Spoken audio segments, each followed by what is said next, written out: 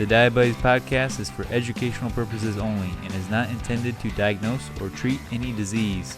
Please do not apply any of this information without first speaking to your doctor.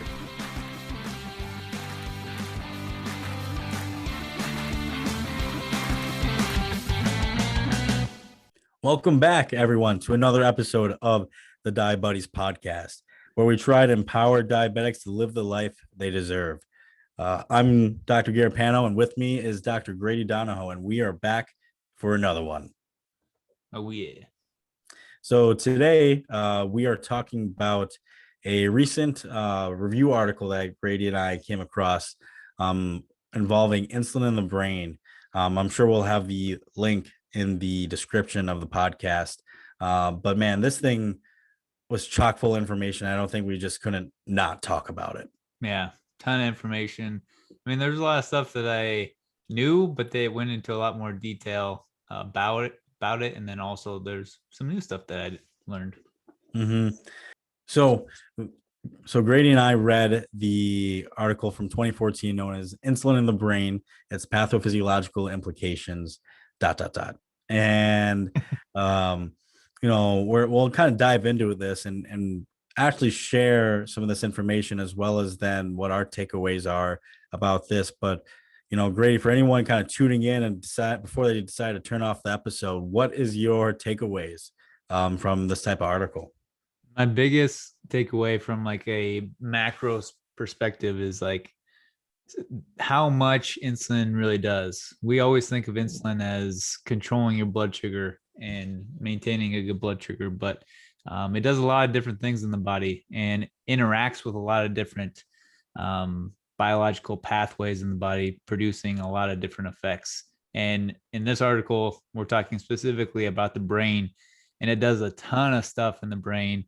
And as it relates to brain function, and especially in Alzheimer's disease, it does a lot to help protect your brain against some of those things that build up and lead to those conditions.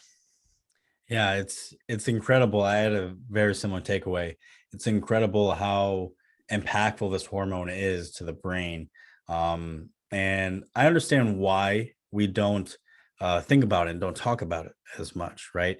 Because as diabetics, the whole goal, especially when we start out, is to control our glucose via insulin. And that's all the thought is to prevent, any kind of long-term damage and any complications and try to live the life that we deserve, right? Mm-hmm. And so when it comes to the clinical advice, not many people are going to like really think about this, but I think once you are, maybe a little bit of a veteran diabetic, meaning after you get your feet wet after the first few months of your diagnosis, the more knowledge you learn about our condition, the better you can do. Mm-hmm. And especially since everyone has a brain and everyone has insulin, and this isn't just a type 1 topic. This is literally everyone on the planet and in the United States is, this impacts everyone.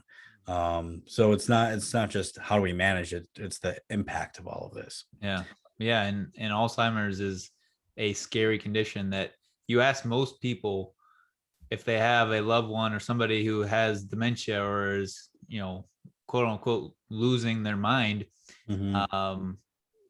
The first thing they always say is, gee, I hope I don't end up like that. Like, I hope I die before something like that happens, because not being able to remember what just happened or what happened yesterday or things like that, not be able to remember who your kids are or your grandkids, stuff like that, that's pretty scary. And people are pretty afraid of this condition. So listen up, because we're going to be going over some pretty interesting information.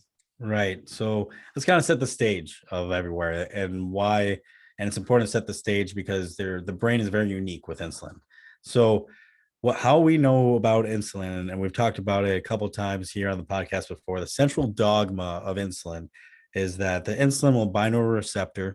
That receptor will bring something to the cell surface, something called a Glut transporter, and that will allow glucose into the cell, and that's where we control our blood sugar, because outside the cell is where our blood is and where the glucose was, and we need it inside the cell, right? However, there's when we think about that, and when people start talking about this, you need to be hyper aware of what the context is. Are people talking about hyperinsulin in the blood? Are they talking about hyperglycemia in the blood, or are they talking about a lot of glucose in the cell? The conversation of glucose in the periphery versus cell, or insulin concentrations in the blood versus, the cell, or what cells are making the insulin.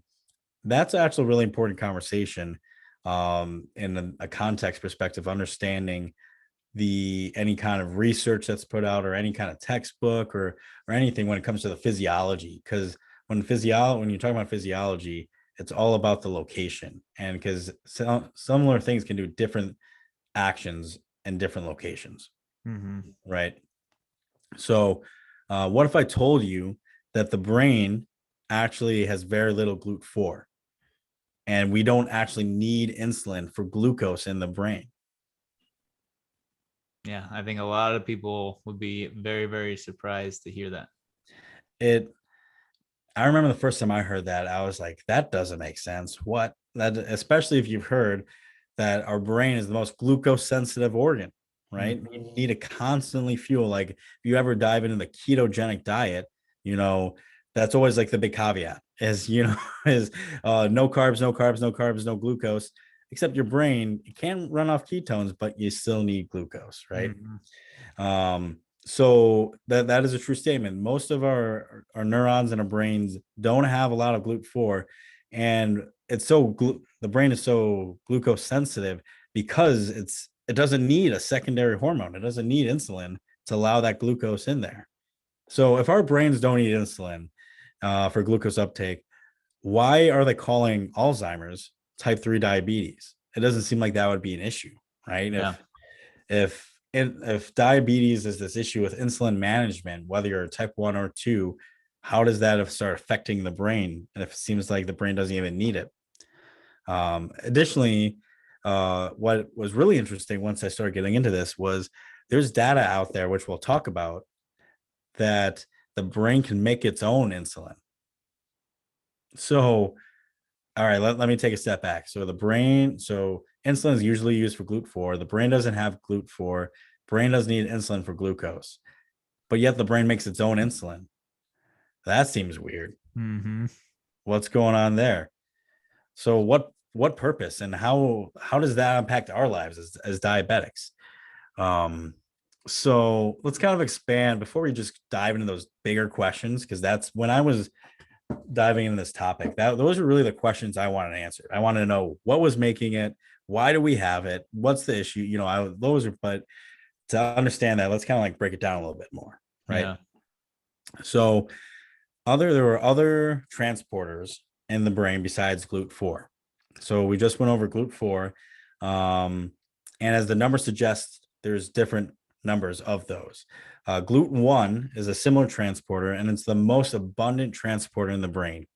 And because of this, it actually sometimes has different specialization functions in different tissue types. And actually so much so, it's so specialized that some GLUT1 actually does respond to insulin, but most GLUT1 is everywhere, doesn't need insulin. And if you thought about one transporter for the brain, it would be this. So then we have GLUT3, and where this is located, it is in your neurons, which is your typical cells, and neuronal cells that are throughout your whole body of your nervous system, your cerebellum, your hippocampus, and all over the cortex and striatum within the brain. Yeah. So to clarify, cerebellum is in the base of the brain, and that does a lot of your coordination. It does a lot of other things, but balance, knowing where your body is in space. Hippocampus has a lot to do with your memory, so long-term, short-term, and converting it short-term into long-term. And then obviously your cortex is the outer part of your brain, and has various functions depending on where you're at in there. So these all places have, thank you for clarifying, doctor, I appreciate that. These places in the brain have a lot of GLUT3, in there. And that is still insulin independent. So insulin still is not needed for that transporter, but it's just to note that those are in those locations. However, there is still GLUT4 in the brain, right? So GLUT4 is used in the olfactory bulb. Also, we said the hippocampus has GLUT3, but the hippocampus also has GLUT4.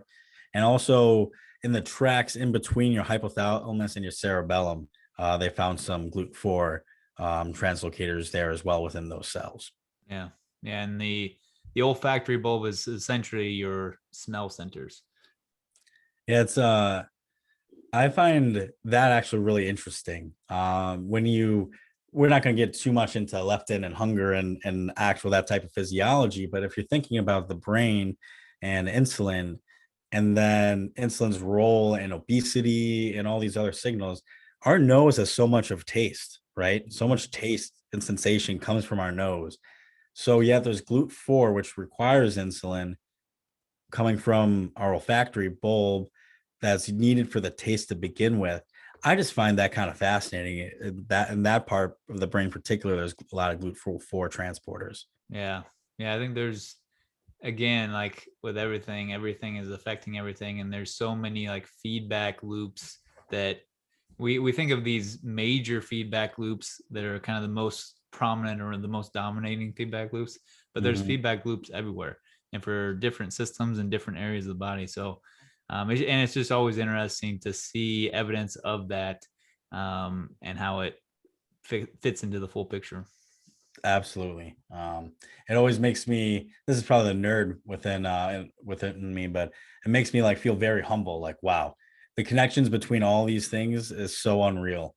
And the more you learn about science and the more you learn about the body, you're just like, how the heck does everything work so perfectly with one another? Then again, we're talking about a pathological state of diabetes, so sometimes it doesn't work perfectly. But it's just crazy to me. Yeah. So so that's kind of a little bit more where the transporters are. And again, that's kind of setting up the stage. Now, insulin has other functions, right? So what are the other functions of insulin?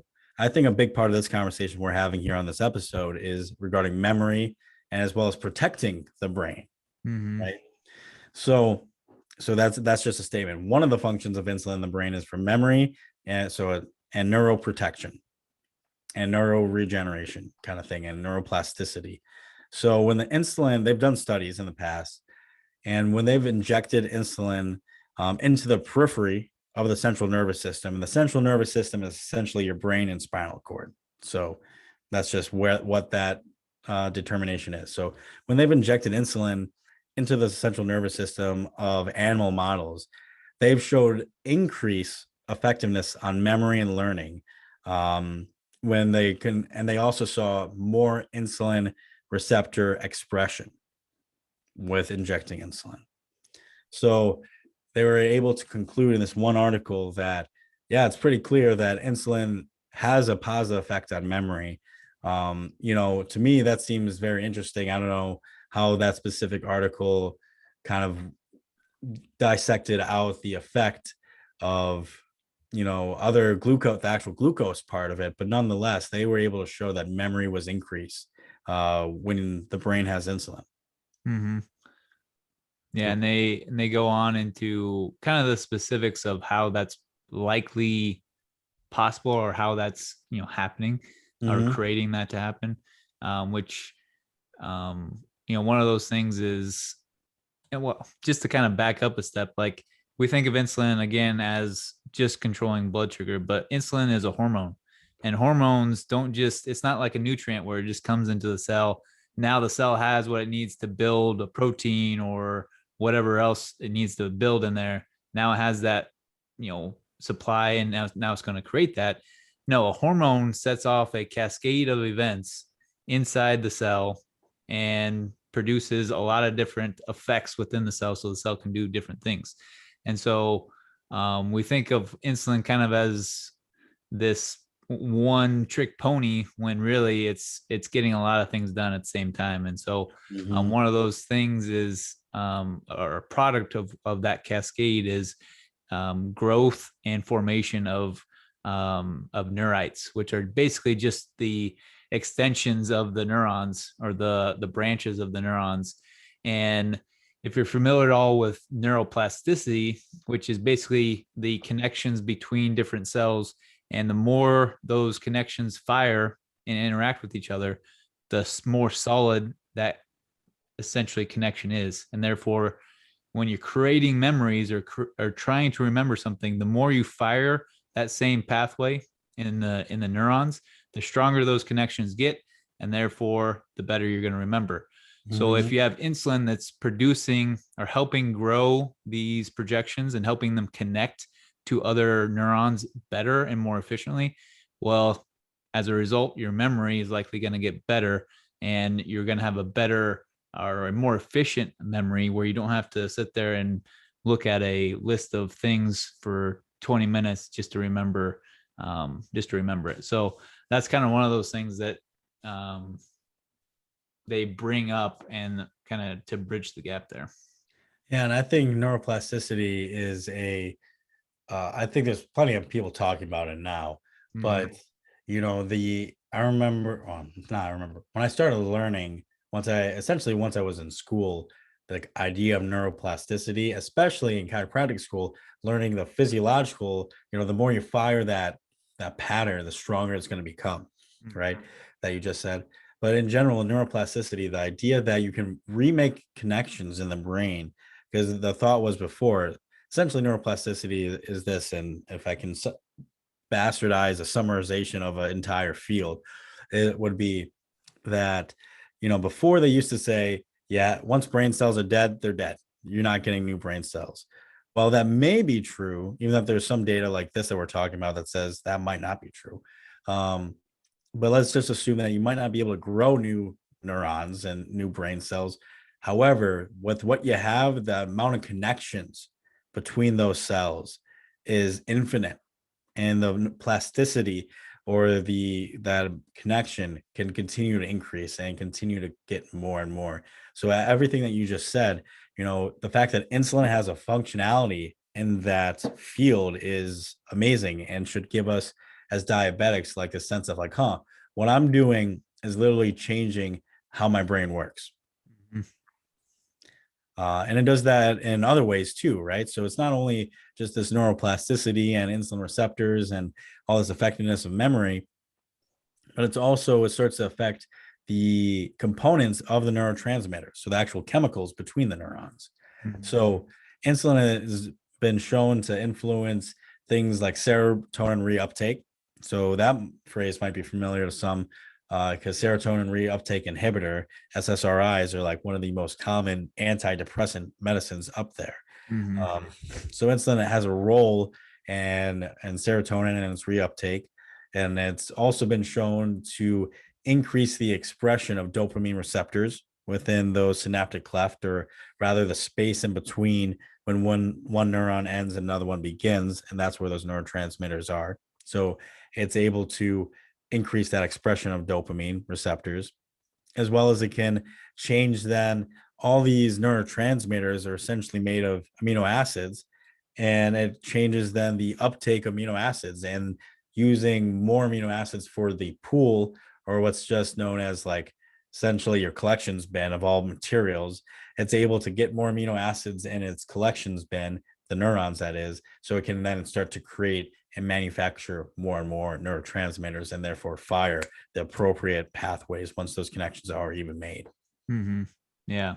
And like, to kind of sum up the major points that we've said, it comes back to the hormone aspect of insulin in a general sense is a anabolic hormone. And so anabolic just simply means growing.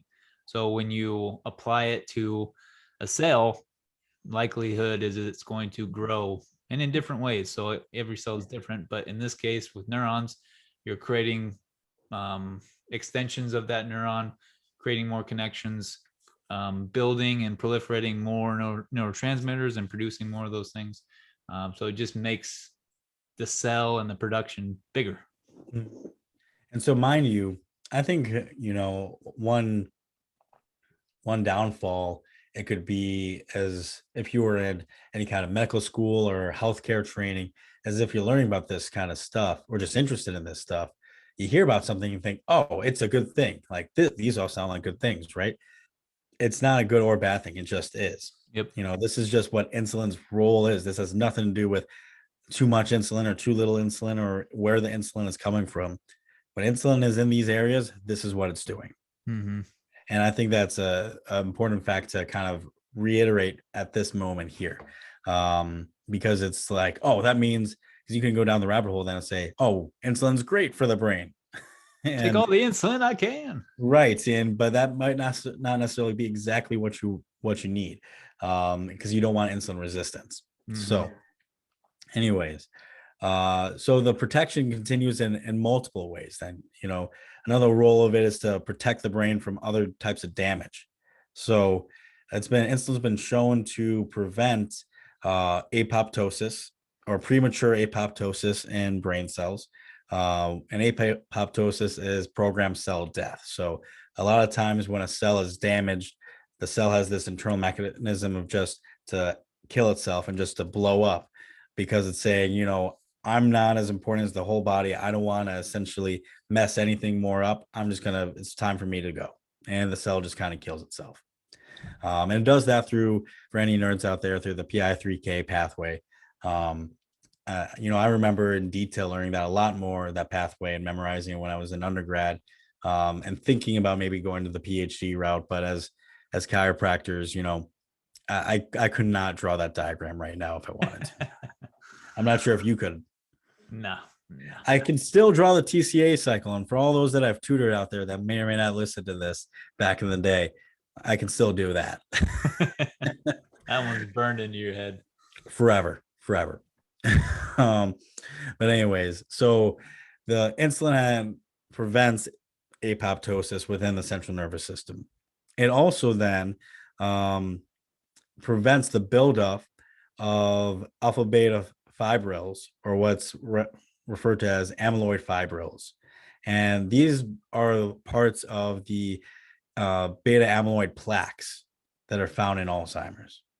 Mm-hmm. So these build up, it's essentially able to kind of clear this out more, which is really important, in fact, and really important to note as we start to shift this conversation more towards that Alzheimer's conversation. Yeah. It kind of helps with clearing out the crud. So whether that be the beta amyloid plaques or even the tau proteins, helps with kind of clearing out the waste products. But then at the same time, it helps with kind of the prevention of those even kind of forming, or the phosphorylation of those, which is what the process that helps form those beta amyloid plaques. And so it helps kind of slow down because ultimately those things, those things occur even in a normal functioning person.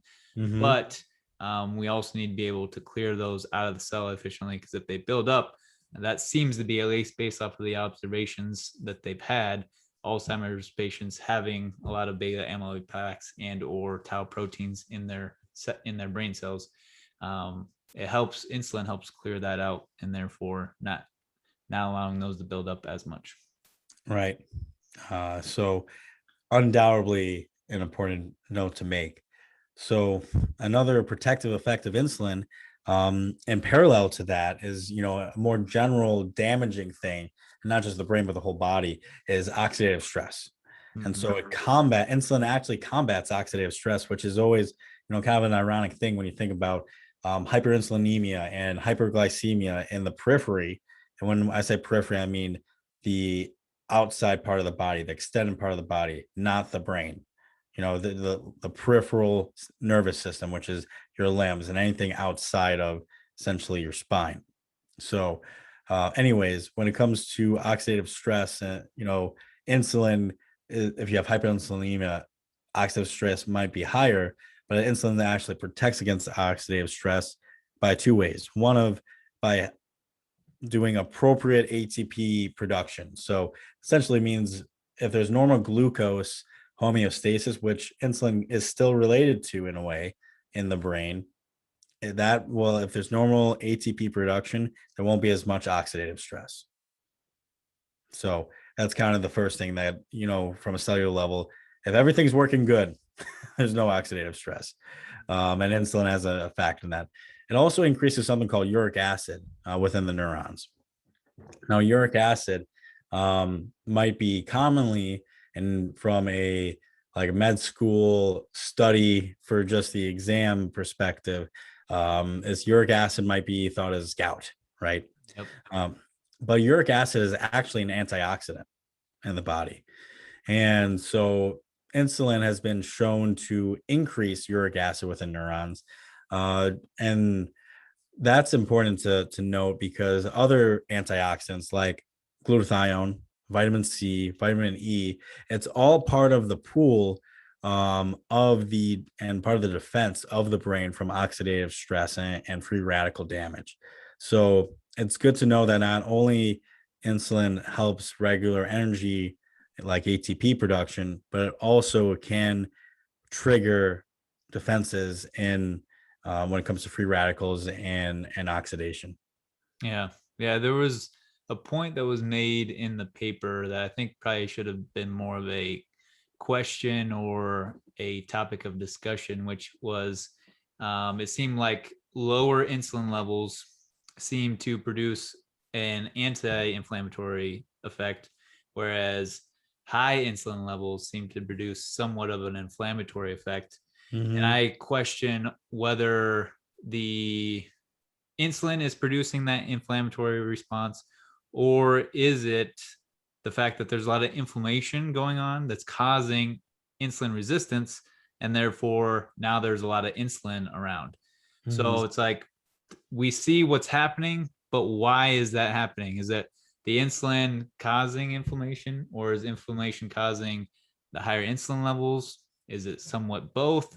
That's the question, and that's the kind of the debate that came across my mind anyways.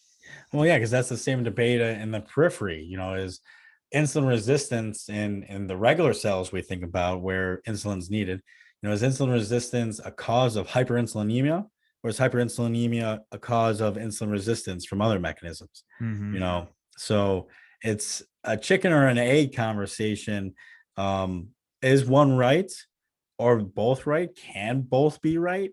That's what one of many unanswered questions that there are out there, or maybe there is more data on that you and I might not have read up on, but from it's not talked, at least clinically, there's no sound people say it is this or it is that. It's very much still up in the air. Yeah. So in short of all of this, this is the kind of explain a little bit more about how insulin can be protective, how insulin affects memory and learning and neurotransmitters. So it has so much functions in the brain. But then the question is, what is the role of insulin in terms of getting in there? And then, so we now just talked about the function. So how does the brain get insulin? I guess is a better way to phrase this next part. Mm-hmm. So one of the interesting things, and one of the questions I brought up earlier, was that there's data out there that says that insulin might be produced in the brain. And that's mind-blowing if you're a diabetic. And I think I brought this up on another podcast recently that we did, or maybe it was just by talking to you. I can't remember anymore. But as a diabetic, especially if you're type 1, you think, oh, I can't produce insulin whatsoever. So then if somebody tells you actually you can, and your brain makes insulin, like you go in defensive mode. Yeah. You're like, no, it can't. What are you talking about? It's a very weird thought to have. Yeah, especially where you're like, well, if I was producing insulin, then my blood sugar would be better. Well, right. It doesn't cross over. It doesn't cross back over as well. And that's the point, right? Is so there's something called the blood-brain barrier. So I'm just going to jump into that. That's a perfect transition. We'll go back to the production of insulin.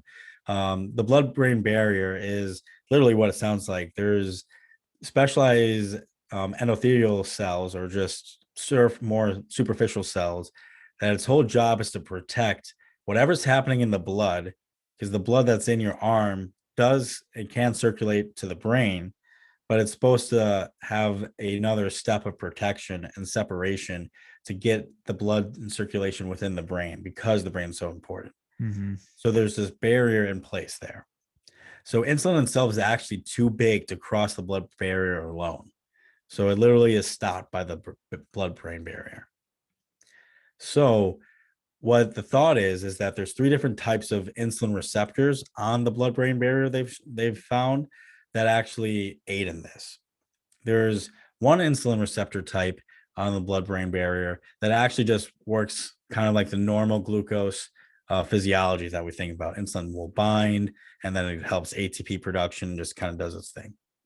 Then there's 2 other types of insulin receptors on there that actually help cross or make the other amounts of insulin cross the blood-brain barrier into the brain.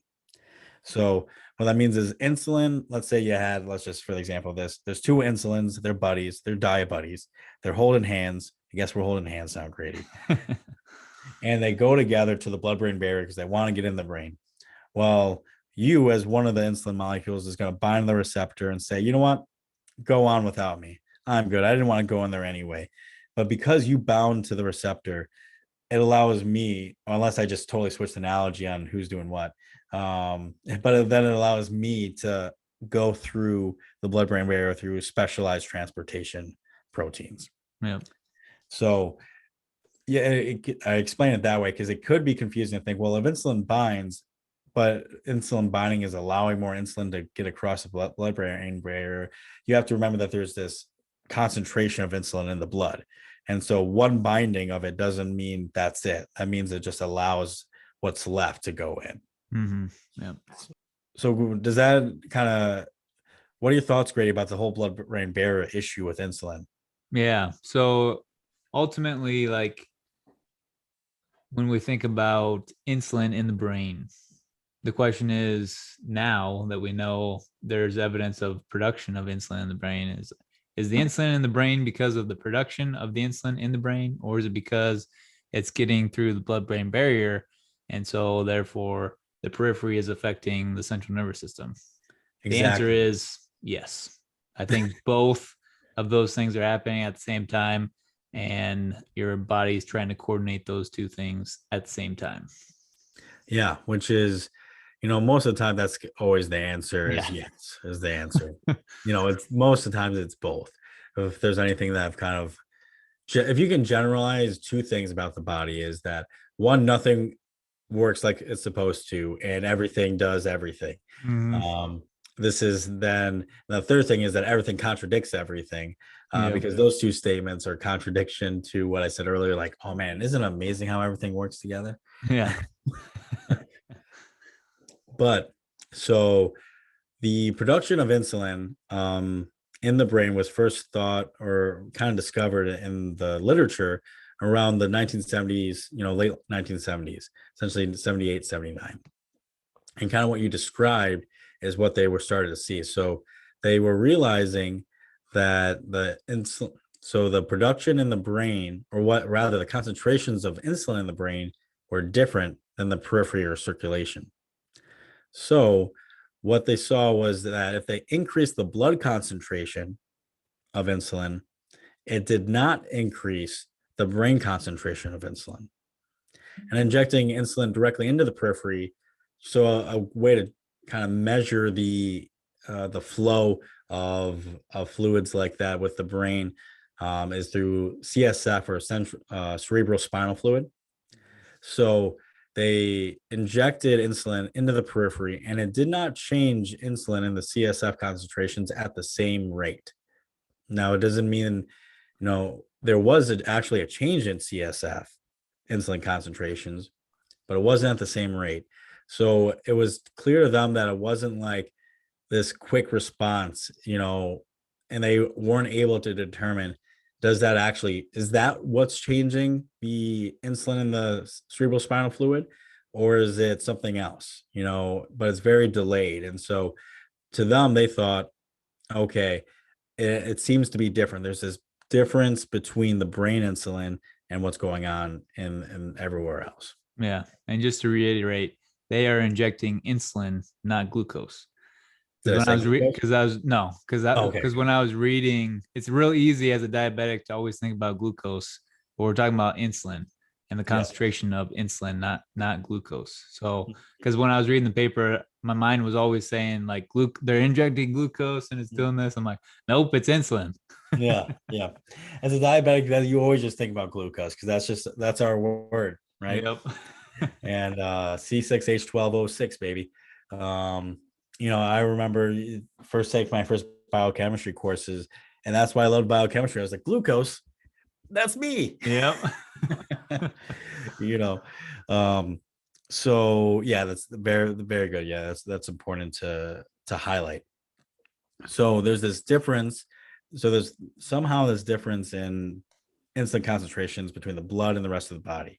They also then found C-peptide within the brain and hypothalamus. Now, I think this is very clear. When you read this, I think this is like, oh yeah, the brain makes insulin. Because C-peptide is part of the insulin hormone that's during its production that gets chopped off. And it's a pretty close to 1-to-1 correlation to insulin production. And so if you measure your C-peptide in your blood gradient, and what you and I have during our own experiments to see, oh, maybe we are making more insulin. If you measure C-peptide in the blood, it's going to tell you how much insulin your pancreas is making. And if type 1s, it's going to be maybe not exactly 0, but it's going to be like 0.001. And if you're type 2 diabetic or pre-diabetic, it might be really higher than normal because you're producing too much insulin. So, yeah, when I read this, I was like, this is it. Yep. Yeah, it's like, all right, if it's in the brain, then it's likely producing, because why else would it be in the brain? Why would the brain pull in C-peptide? Because it really doesn't do, at least from what we know now, really doesn't do anything besides that's the byproduct of the production of insulin. And so one might think then, okay, well, what if if there's mechanisms that we just talked about that insulin can cross the blood-brain barrier through binding, maybe there's something like that. And that would be a good scientific question to ask, actually. Yeah. Right. That's when you're starting to think outside the box a little bit more. The only challenges to that type of question is, one, C-peptide has no function really besides just being a byproduct of insulin production, as well as two, is in part of the studies in the 80s where they found the C-peptide, they were doing a fasting and feeding study that was similar to what it would kind of look like with a normal person in the blood. So what they did was they fasted the studies, whether it was most likely animal models. And for the most part, this review and this research that we're talking about within this review article is a combination of animal and human studies. But since we're not so nitty gritty here, we haven't really thought to care to really point out the difference too often. But most likely this was done in an animal model, and they were fasting the animal model, and they saw a fall or a decrease of C-peptide in the brain with fasting. So, that's kind of a normal response. And they saw that within the hypothalamus. But then they saw a rise of the C-peptide within 72 hours after they started feeding the animals. So there was this natural fall and rise that was pretty similar to the expression of what insulin would be doing in the periphery, but only in the hypothalamus, which is where they found the C-peptide. So to me, that sounds like there's this direct response to insulin in the brain, or to what you're doing. The brain is quickly changing it. And I feel like we saw with the CSF study we just kind of talked about in the review article, it's not the same rate. If you only go from the periphery into the brain, it's not normally the same rate, but this is mirroring the similar rate that would happen with C-peptide. Yeah. Which also makes you question, like, okay, if C-peptide is increasing after fasting or after stopping fasting, why does the brain need to produce insulin more so at that time if the brain doesn't need insulin for getting sugar into the cell. So is it the fact that, because we mentioned that the brain doesn't have as much GLUT4, or maybe even no GLUT4, is it more so that maybe inside the brain and with those specific cells, those cells actually need insulin to activate GLUT1 or GLUT3 more specifically? So insulin is still needed. It's just with those ones, what's going on there? That's the question, really. No, that's a good question. Yeah, I don't have an answer. Yeah. This conversation and this specific topic, man. This is what makes me think I'm going to stop seeing patients and I'm going to go back and get my PhD and study this stuff, because this is fascinating. But all the big, from what I looked in the United States, a lot of the big labs to try to get into are all in California and the West Coast. So me as a Midwesterner, I'm like, well, I'm SOL, I guess. Yeah. Anyways, so if the C-peptide and then the change of insulin concentrations wasn't enough within the hypothalamus, they even then started to find mRNA within the preventricular nucleus of the hypothalamus and other parts of the hypothalamus and the olfactory bulbs within multiple animals, not just rats, but multiple animals, suggesting that the gene expression or the DNA expression of insulin production within these different parts of the brain. So it kind of, maybe to some, I just kind of said a bunch of words. You want to kind of unpack that a little bit? Yeah. So essentially, like the mRNA, which is essentially what your body reads from your DNA to help produce things. So it is, they're finding evidence of that mRNA that's responsible for producing insulin, essentially, is found in those areas of the brain, and therefore that's just kind of more evidence that it is produced in the brain. Right, exactly. So because maybe you could argue the whole C-peptide, maybe there's a function we don't know about C-peptide, but why would there be mRNA? And there's literally no function of mRNA besides creation of that protein. Right. So that's just more fuel to the fire. Exactly. More evidence and a different type. So my thought is, I already almost answered this at first, but why aren't they talking about this more? These studies were done, in 1978, 1979, in the 80s and 90s, and still even to this day, people are reviewing and thinking about this now in 2014 and not too far ago. So why aren't they talking about brain and the insulin more in terms of management? Well, and it comes down to the mindset of managing our conditions opposed to the academia of using that knowledge, which we're unsure even how to use at this point. Yeah, I think it's frustrating because the biggest flaw in medicine is that they're going to use this information to try to create a drug that then activates these pathways that insulin activates, or whatever that they try to do, when it would make much more sense to use this information to say, okay, we need to create a strategy for this person to help better manage their insulin, both in the periphery and in the brain. So whether that's focusing on diet and lifestyle things to help reduce the sugar that's in the body and therefore not have to produce as much insulin and regulate it that way, or if the problem is mainly inflammatory, causing insulin resistance, whether that's in the periphery, insulin resistance, or creating insulin resistance in the brain because of inflammation, let's try and figure that out. So that way insulin can do its job properly, which in the brain is clearing out all the crud, creating extensions from the neurons, creating healthier neurons.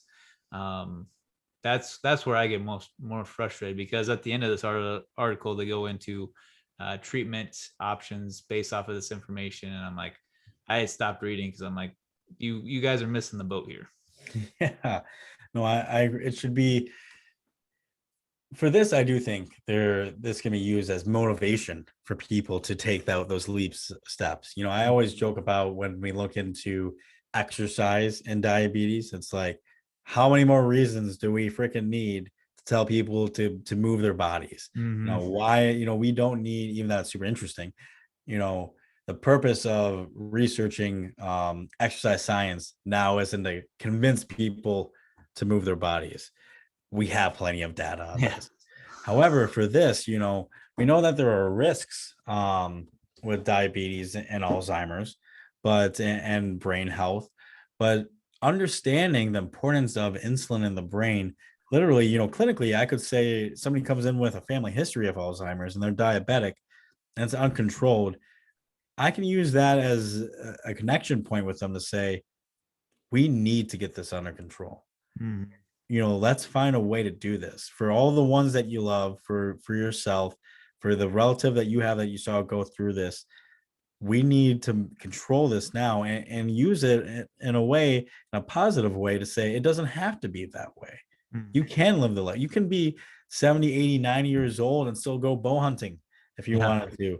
You could be going with your great grandkids to the beach and know who they are and get to like see their face and have all these memories fuel up. And like, I was hugging your dad on this beach. I was hugging your dad's dad on the beach. Now I'm hugging you on the beach. This to me says the brain and insulin is so important that if you're not thinking about it, you're not really thinking about what could happen and trying to make sure you don't allow that to happen. Yeah. And so like, if you are one of those people, or one of those people that says what I said at the beginning, which is like, oh, I don't want to live till I'm 80 because I don't want to lose my mind and have dementia and Alzheimer's. If you are one of those people that says that, or know somebody, ask the question, what are you doing to prevent that? Because based off of what we're reading here and based off of what we know now, there is a lot you can do. And it doesn't start when you start developing those things. It starts right now. What are you doing right now to help protect your brain, keep your brain functioning optimally well into your 80s, 90s, however long you end up living? What are you doing today to make sure you're living the best life now and in the future? Amen, brother. Like that is, it's so hard to get. Our culture doesn't work that way. And as a diabetic, it's almost our responsibility to find a way to shift it to be that way. But I understand, part of the, I understand diabetes burnout. We deal with a lot every single day, and which I'm sure we'll go into burst my beta cells with you, and you'll share a little bit of a story here soon. We deal with a whole hell of a lot. So yeah, if somebody is already dealing with depression and already some mental health issues, which could be a physiological brain thing, right? But nonetheless, sometimes adding one more thing could just be kicking the dog when it's down. So I get it.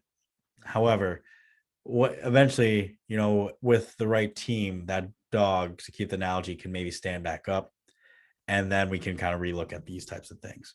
All right. So let's throw some numbers at this to make this a little bit more real. Within the entire world, the amount of diabetics out there is around 250 million. So almost think about that as a denominator, right? So there's 250 diabetics out there right now, well, not right now, back in 2010. And 90% of those are type 2 diabetic. In 2014, 4 years later, there was 30 million Alzheimer's patients, and then estimated to be 120 million by 2040. So this rate is growing for Alzheimer's, is growing rapidly. And if we just look at those numbers, 120 million and 250 million diabetics, those numbers are pretty high. So how are just looking at those numbers, there's might be some connection there, which we obviously just talked about physiologically, how and why there is. So, but if insulin, is made in the brain, has to cross the blood-brain barrier, might not, as diabetics, we're talking about insulin with what we eat. We see it in our blood. So what's the connection here? Well, connection is that insulin resistance in the periphery could facilitate insulin resistance in the brain, right? That is the thought. And we've kind of talked about that, but just to say that in a statement, insulin resistance in the periphery could increase and influence insulin resistance in the brain. And that could alter then brain function, all the functions we talked about, and therefore increasing, amyloid beta plaques and fibrils, and part of the dementia pathophysiology that is still not fully understood. So if you're fighting, so this is what to do then. If you're diabetic with blood sugar issues or pre-diabetic, like so many people are, fighting your insulin resistance in your body and with all your GLUT4 and your skeletal muscle and your liver, fighting insulin resistance there probably is going to fight the insulin resistance within your brain. Yeah, because whatever you're doing is making your body healthier. So whether it's exercise, diet, or even things that help working out on inflammation, because inflammation will bring down insulin resistance both in the periphery and the brain. So whatever you're doing to make your body healthier, it's probably going to make your brain healthier too. Right. Exactly. This is, you already mentioned the long-term game, right? Pre-diabetes sometimes can take 10 to 15 years to manifest into fully diagnosed type 2 diabetes. Like, that's a long window for you to not be over the edge where your physiology is different and you have to work, because we talked about that with the CGMs, like uncontrolled metabolic disease versus just barely pre-diabetic, or two different states. So there's literally a decade plus that you could have a window of really impacting how this is affecting your body and your brain. Like you said, what you're helping your body is going to help your brain. Mm-hmm. And that statistic can be misleading, or at least people's mindset on diabetes, pre-diabetes, and that whole thing can be misleading, because how can somebody be pre-diabetic for 10 to 15 years? Well, it's diabetes, or blood sugar, is a spectrum. It's not like you all of a sudden, bam, I have type 2 diabetes. It's more so you've probably been working that way for a while. And if you've been there for 10 years or 10 or 15 years, what's likely happening? You may be eating healthy one meal a day, and then the rest of the meals not so healthy. And then therefore, yeah, your blood sugar isn't too bad, but it's still out of whack because of those other two meals. Whatever the case may be, is what's keeping you in that state for 10 to 15 years. And then all of a sudden you have an injury, or you retire and you become much more sedentary. And now you don't have that exercise to combat some of those bad foods that you've been eating. All right, now you've been pushed far enough along that spectrum to be diagnosed as type 2 diabetic. Right. And this is there's so much misinformation out there actually about this too. I was just talking with a patient about pre-diabetes, chiropractic patient today, because she was talking about some neuropathy she was getting in her big toe. And so right now, the best definition of pre-diabetes, type 2 diabetes, is the A1C number, right? And, essentially 5.7 to 6.5 A1C is pre-diabetes range. Well, she was telling me about neuropathy in her toe. And I was talking about maybe some things going on in her leg, or maybe some supplements to help with that. And I asked her, I was like, are you pre-diabetic? Because, I've seen it for a while. So we're focusing on, her back and her spine and other issues. She's like, oh no. And she's like, last time I got my A1C checked, it was 6.1. And I was like, no, that's pre-diabetic. If your A1C is 6.1, it's pre-diabetes. She's like, well, that's not what my other doctor said. I was like, as a diabetic, I can guarantee you the American Diabetes Association does not have 6.1 labeled as the cutoff range for pre-diabetes. Yeah. That blew my mind. But anyways, not to diss anyone, like I said, misinformation is everywhere. Yep. And so to your point, people are in this, and sometimes they think they're fine, or they might hear it takes a long time to develop. They're like, oh, if it takes a long time, I'll deal with it later. Yeah. That's not the mindset that we're trying to get across, right? Your brain is more important to say, I'll get to it later. Mm-hmm. Or ironically, your brain's not going to remember to get to it later. Yeah, exactly. So within the US back in 2004, this is the interesting statistic, and this is why diabetes is now being called, or sorry, Alzheimer's can be called type 3 diabetes is statistics like this, Yep. is that the prevalence of pre-diabetes and diabetes, so both of those labels combined, so the prevalence of pre-diabetes and diabetes in Alzheimer's patients in the United States back in 2004 was 81%. That is a lot. That is so high. Like that is ungodly amount high in terms, especially in a statistic in medicine.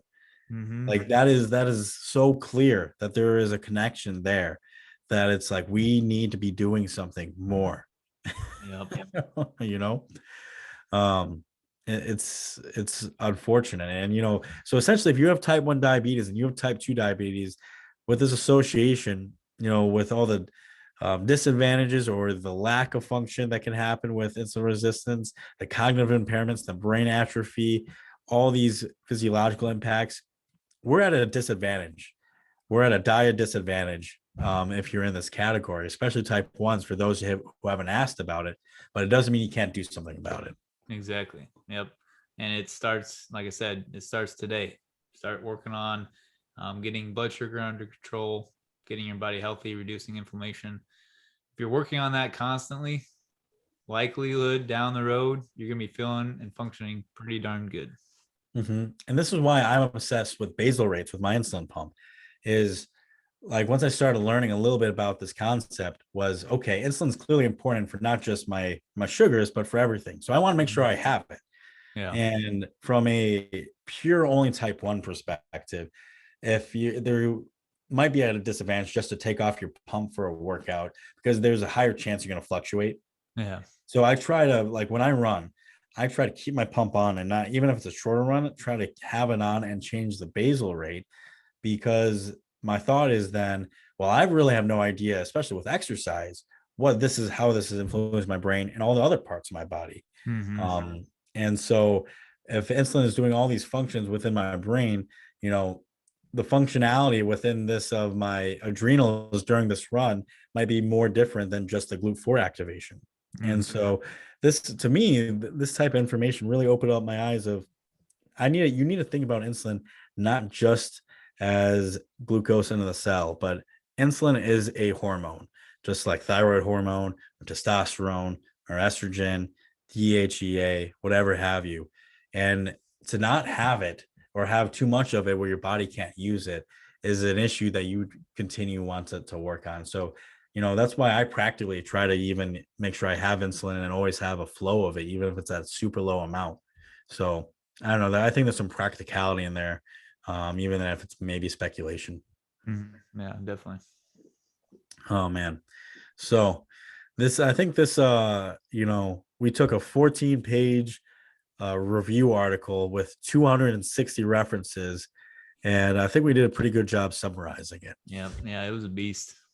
And so, to everyone still listening out there, I hope you get a similar takeaway, that there is things you can do right now, and for your body, for your insulin resistance, for your A1C, for your overall health.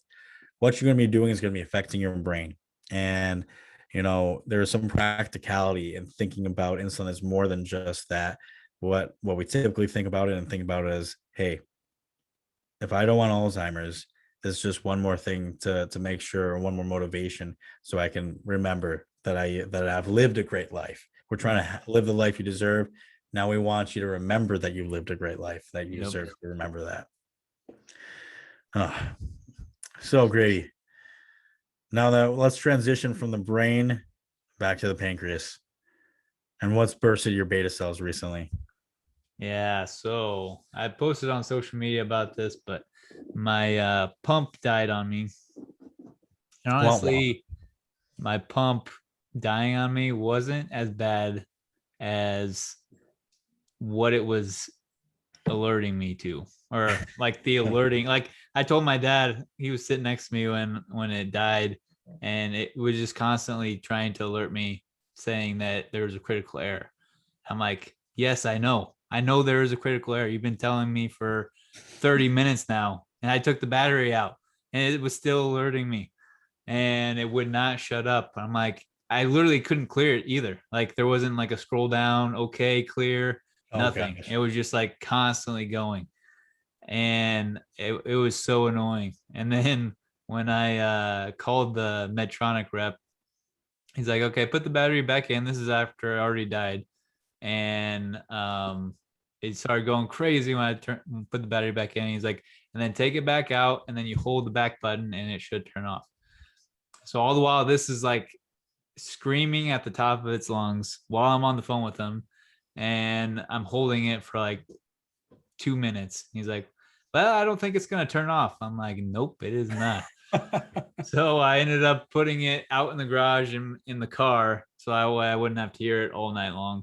And yeah, I was over it. I mean, I was already kind of aggravated at the fact that I no longer had a pump and I was gonna have to do injections every 2 hours or whatever. Mhm. But then to have the freaking thing going off forever. I mean, the older Medtronic pump that I had was so much better in regards to the fact that it gave you the information that you needed, but it didn't like bug you forever about it and Right. wasn't annoying as hell. So this newer one, it's good, but at the same time, let me control how much it alerts me because it's Yeah. just way too much. Yeah, it's when that thing starts screaming at you, it's it's whatever your screams, it falls on deaf ears on that Yeah. phone, man. It's unfortunate. So what was the ultimate solution? Essentially, so what was thought? Why did it break? And then how'd you get through that event? Yeah, so I think it broke because it must have gotten some water damage. Um, I was in the pool that afternoon, and then I was just kind of air drying, so it must have got water in there somehow. So so that's probably how it happened. It didn't like the failure didn't happen until hours after I had gotten out of the pool, but that was literally the only thing I could think of. I didn't drop it at all or anything like that. Hmm. But ultimately, yeah, I called Medtronic. They sent the pump. Unfortunately, it happened right before we were driving to Colorado for a wedding. So we're going to be driving 12 hours. And so we had it sent to the hotel in Colorado, and it got there by the time we got there, which was Wow. nice. But then I forgot to pack a reservoir for it. So I couldn't use it anyways. Oh, I So see. yeah, so I had to go on long acting insulin for a little while. Wow. Man, that's but you still had the ability to use long act. That was like, all right, don't have my pump, might not get to it for a while. Long acting insulin. Yep. And that's super frustrating. I'm sure you were just angry as all heck that whole weekend. Yeah, I mean it was nice that I had a lot of distraction because that way I wasn't thinking about it all the time. Mm, But and it was also nice that it was on a driving day, even though it was kind of a pain in the butt trying to coordinate how to get my long acting insulin and my pump and everything. mhm. But I wasn't doing anything. I was just sitting and driving or sitting in the car. So I wasn't adding a bunch of activity into it. I wasn't trying to work all day in between patients, trying to check and inject and all that stuff. So it was the worst timing, but also not the worst timing. Mm. Wow. Wow. We were, I think it's still funny. I want to bring up on the recording. We were talking about before we started this episode. If Grady was going to, even that he's so calm and collected on camera and over the podcast, um, he's an angry diabetic. And that's why we love this segment so much. And when he and I started bonding over diabetes, it was always about bursting our beta cells, about this and that. And I think if Grady had an individual persona, it would be Grady the angry diabetic. And maybe we can get some momentum out there about yeah, people might say, yeah, let's do that for Grady. So Yep. Yeah. Like I said, I've said before, I'm a pretty calm person. It's hard to get me mad or angry, but my diabetes will set me off right away. right. Oh man. So for me with my diabetes recently, it was not so much. I mean, I'm sure I could find something to burst about, but I've actually been really happy on, especially this past weekend, two things. One, I just changed some of my basal rates up for Monday through Friday for work and the weekend. I started really looking, especially since it's been kind of hard to make time for that kind of stuff, and I haven't seen my endo in a while, but I was editing my basal rates, and this week it looks like it's working out for the most part. So Nice. that was, yeah, so that's good.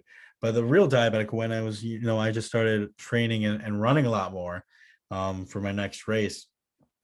And running with diabetes is always, we just had Don on, not too long ago, Mm-hmm. and he was great. And part of that conversation like made me push me over the edge to like sign up for my next race and a couple of other factors.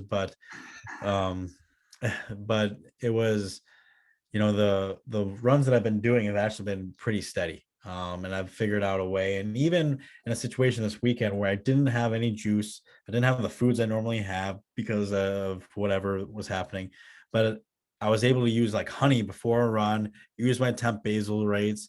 Like there was one day that I was super steady all throughout the night, which is like really, which is good to go on a run because it's easier to control. But if you're steady, it's easier to drop low, right? Yeah. But I was able to navigate that like perfectly on that run. The next day, I actually calculated my dinner incorrectly, had a terrible low in the middle of the night, and I lost all control. And I ate everything in sight, and I woke up at like 380. Oh And wow. and so I had a super high blood sugar in the morning. But I was then able to correct that and stop it from going too low and let it stabilize and really fast, and then go on a run afterwards. And then that run was stable too. So it was, even though it was this big bound, and if you have this big bound and try to run right away, man, that can be, Don was saying, that's why I asked him one of the questions on, 2 episodes ago was, if you have high blood sugar, what do you do? And he was like, he just kept running, but he was literally on a mission. Yeah. So if it's Saturday and my blood sugar is crashing or my blood sugar is super high, I'll run a little bit later to make sure the run goes better. Yeah. And so that's just me personally. And so Well, I and was just, also like the context is a lot different because like with me, I'm the same way as Don. Like if it's high, I'm gonna run so I can bring it down faster. But at the yeah, same time, I'm not running as far as you are. So it's like right. I don't need that much stability going into it because the run's only 25, 30 minutes long. So it's Yeah. not the end of the world. But if you're running for an hour Yeah, an or hour plus. more, then yeah, you want some stability so you know like where you're going and how you need to manage that. Exactly. So yeah, the stability. So I felt good to, I've been running for 3.5 years with my diabetes now, and it felt good. It was a good win. So I thought I would share instead of a burst, I'd share a win. Be a little bit positive. Right. Right. All right. Well, everyone, thanks for tuning in to this episode of the Diabetes Podcast. Hope we didn't bore you too much and didn't use too much jargon in terms of the science side, but we hope you've got something out of it, and we'll catch you on the next episode of the Diabetes Podcast. See you.